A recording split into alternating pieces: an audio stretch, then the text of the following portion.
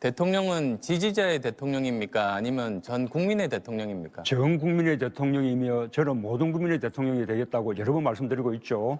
저를 적폐 세력의 지지를 받는다고 하셨는데요. 그러면서 이제 비판을 하셨는데 그것은 국민에 대한 모독 아니겠습니까? 저를 지지하는 국민들은 적폐 세력이라고 하신 겁니다. 국민들이 무슨 죄가 있습니까? 지금 국정농단 세력, 적폐 세력이 어디입니까? 박근혜 정권 또 거기에 함께했던 구여권 정당들 왜 적폐 세력 아닙니까? 저는 지금까지 제가 그쪽 지지를 받고 있는 거 사실 아니에요? 토론입니다. 제가 국민들 지금까지 끌어들이지 마시고 자강론을 주장했습니다. 저는 연대 없이 끝까지 가겠다고 말씀드렸습니다. 그런데 뭐 예를 들어보죠. 촛불 집회에 대해서 북한에서 우호적인 보도를 했다고 하면 그러면 촛불 집회가 북한과 가깝습니까?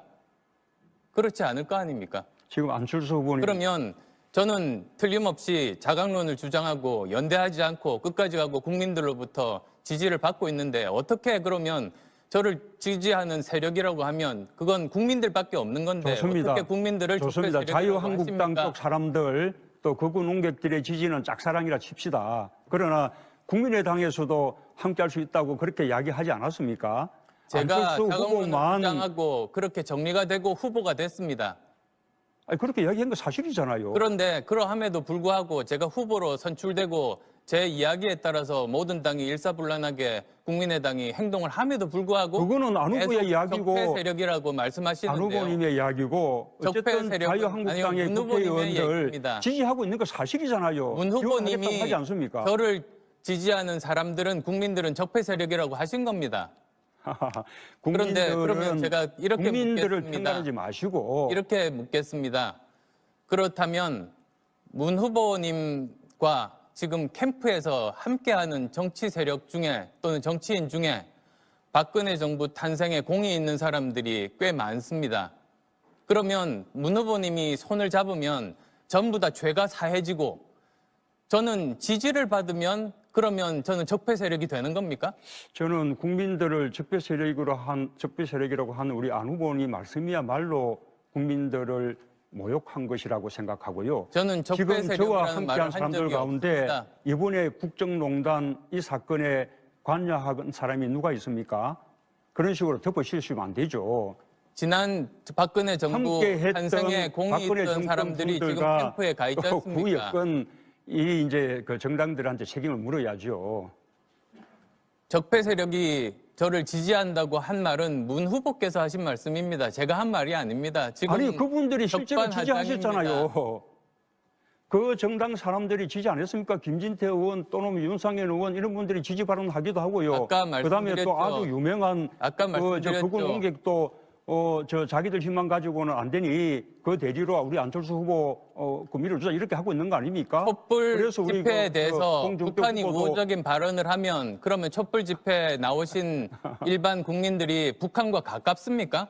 아니 그래. 그거는 말이 안 되는 궤변입니다. 국민들께서 다 판단하실 겁니다. 그리고 그렇다면 왜 또 저하고 연대하자고 그러셨습니까? 그러면 모든 죄를 사해 주십니까? 적폐 세력, 적폐 청산, 또 새로운 대한민국 건설 이 대의에 함께 한다면 저는 연대할 수 있다 생각하고요. 특히 우리 야권 정당들은 1차적으로 연대 대상이라고 생각합니다. 지금 우리 안철수 후보야말로 더불어민주당하고는 절대 같이 못하겠다. 그러면서 무슨 통합을 이야기합니까? 저는 합당 못하겠다고 했고 협치의 대상은 제가 말씀드린 바대로입니다. 그래 그것이 뭐 협치한다고 무슨 협치가 이루어집니까? 필요하면 지금 마지막으로 하나만 더 묻겠습니다. 지금 여기 유승민 후보와 저 홍준표 후보 나와 계신데 두 분 다 적폐 세력입니까? 적폐 세력 저는 출신이라고 봅니다. 요즘 홍준표 후보님은 피할 수 없고 요즘 이제 유승민 후보님은 그에 대한 비판들을 하고 계시기 때문에 앞으로 조금 더 우리가 좀 지켜볼 필요는 있다고 생각합니다. 그러나 함께 책임지는 자신은 필요하다고 두 분께 제가 또 질문을 드리겠습니다. 안철수 후보 이어지는데 결국은 다음 정부 동안에는 교육위원회 통해서 연구하겠다는 것이고 그 장기과제라는 거 아닙니까? 그럼 그것이 무슨 중요한 교육 어떤 정책으로 그렇게 공약을 합니까? 정책을 잘 못 보신 것 같습니다. 제가 말씀드리는 국가교육위원회는 사회적인 협의기구입니다. 그래서 거기서 10년 계획을 합의합니다. 그리고 여야 정치권이 다 포함되기 때문에 국민 앞에 약속해서 다음에 정권이 바뀌더라도 연속성이 있는 것을 이번 기회에 만들자. 그 대표적인 첫 시작이 교육이 되어야 된다는 말씀입니다.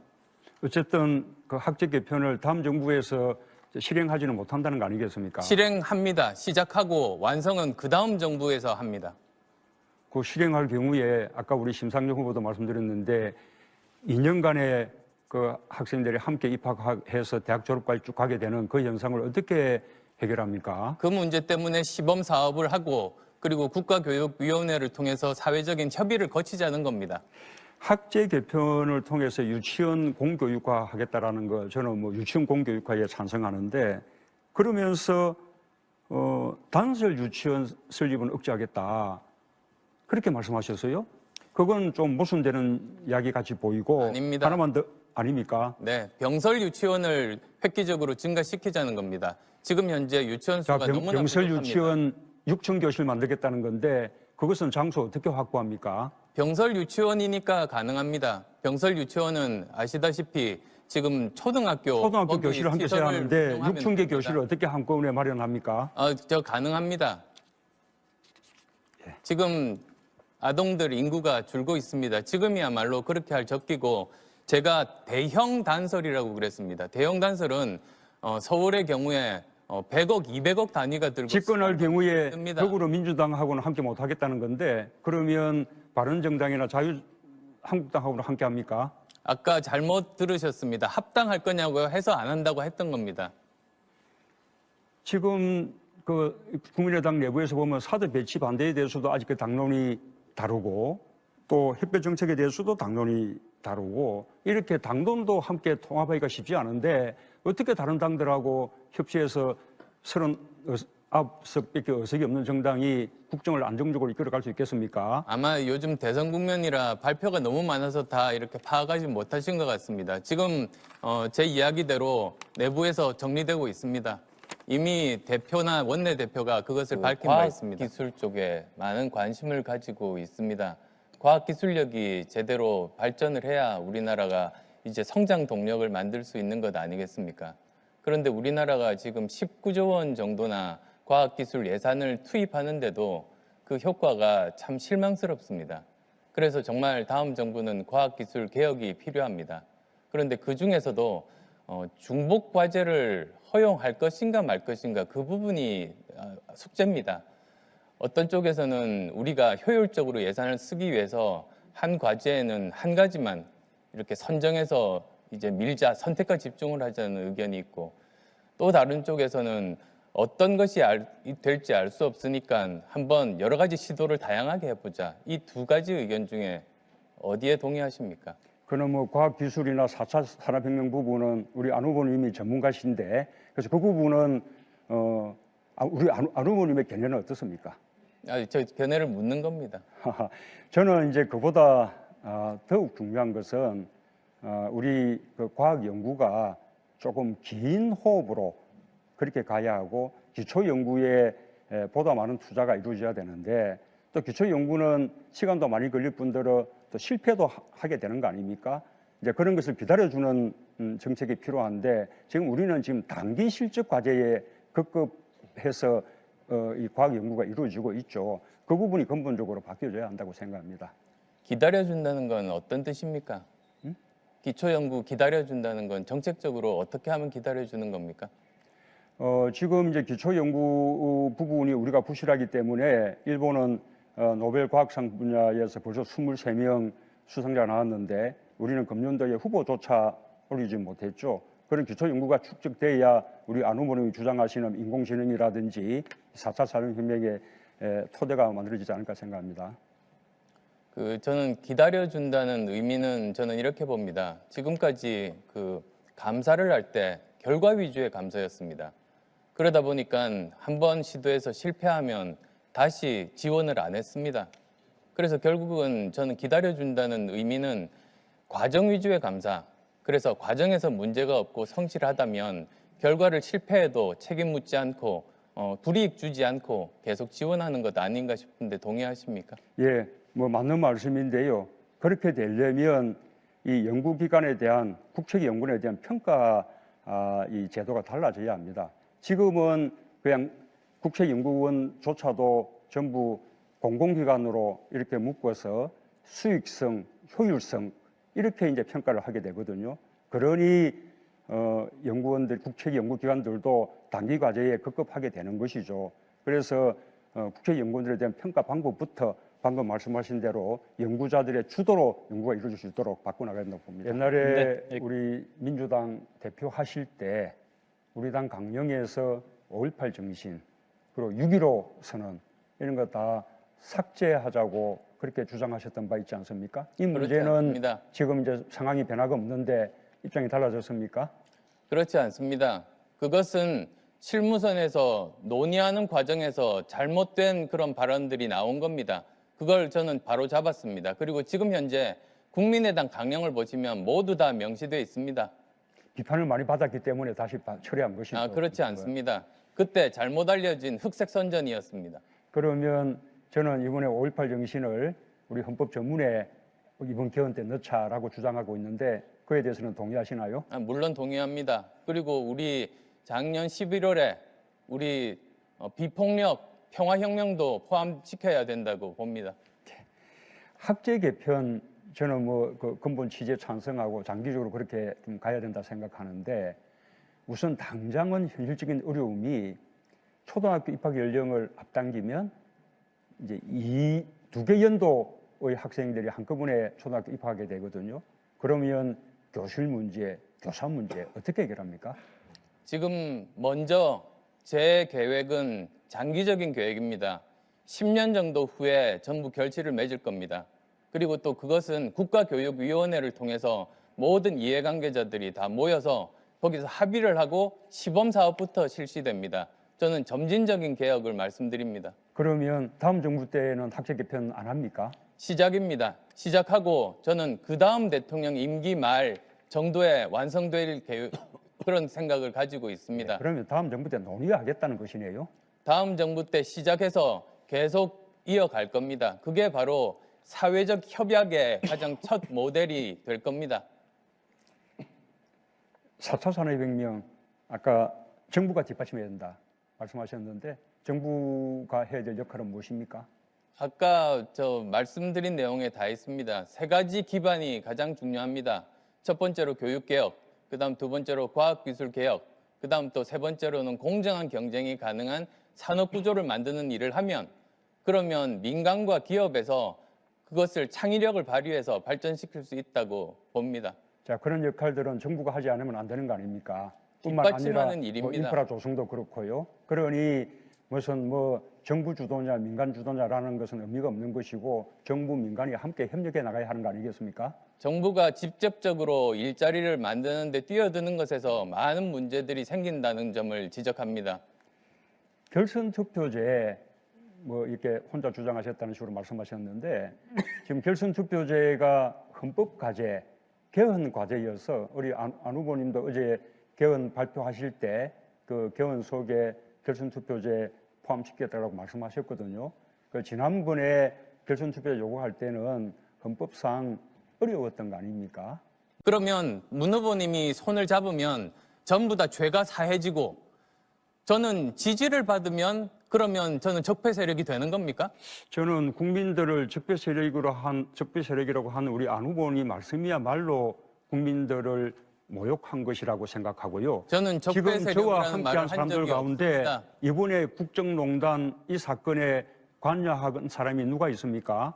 그런 식으로 덮어 씌우시면 안 되죠.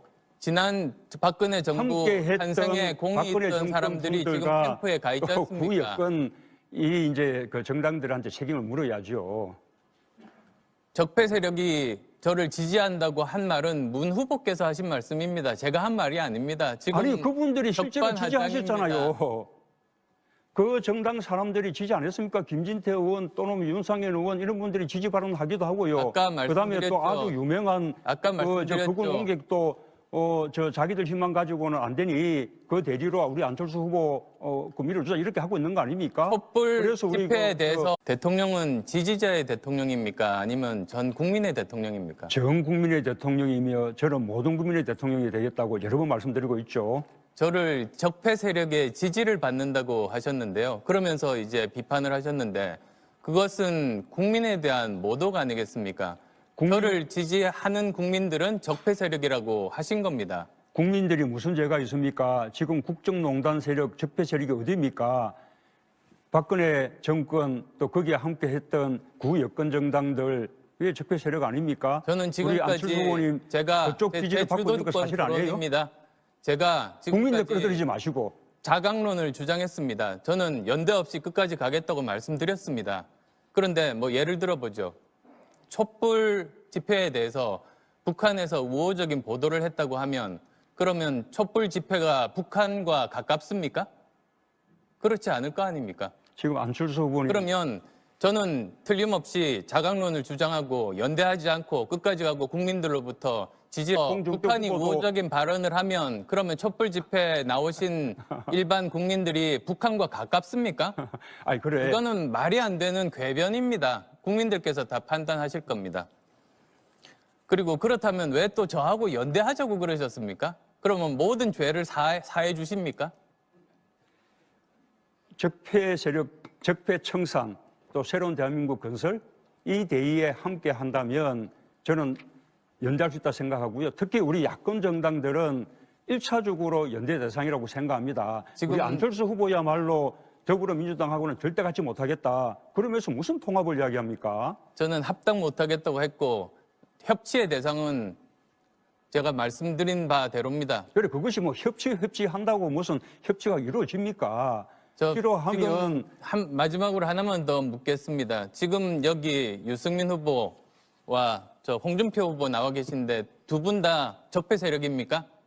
적폐 세력 저는 출신이라고 봅니다. 요즘 홍준표 후보님은 받고 있는데 어떻게 그러면 저를 지지하는 세력이라고 하면 그건 국민들밖에 없는 건데 좋습니다. 어떻게 국민들을 좋습니다. 적폐 세력이라고 자유한국당 하십니까? 쪽 사람들 또 극우 농객들의 지지는 짝사랑이라 칩시다. 그러나 국민의당에서도 함께할 수 있다고 그렇게 이야기하지 않았습니까?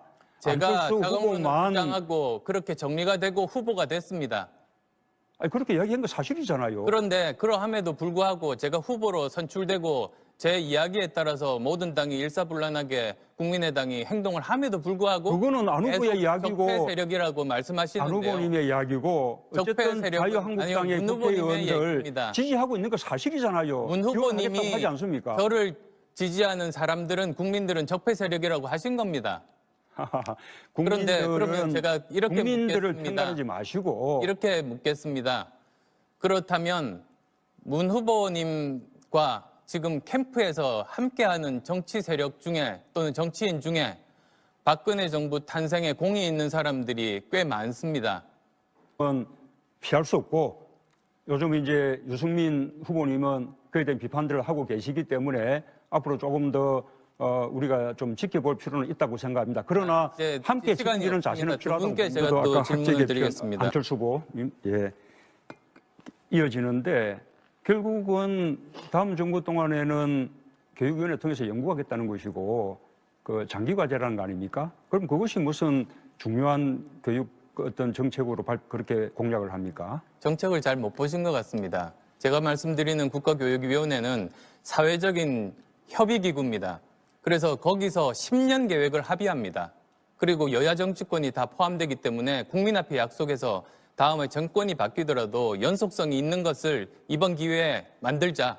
그 대표적인 첫 시작이 교육이 되어야 된다는 말씀입니다. 어쨌든 그 학제 개편을 다음 정부에서 실행하지는 못한다는 거 아니겠습니까? 실행합니다. 시작하고 완성은 그 다음 정부에서 합니다. 그 실행할 경우에 아까 우리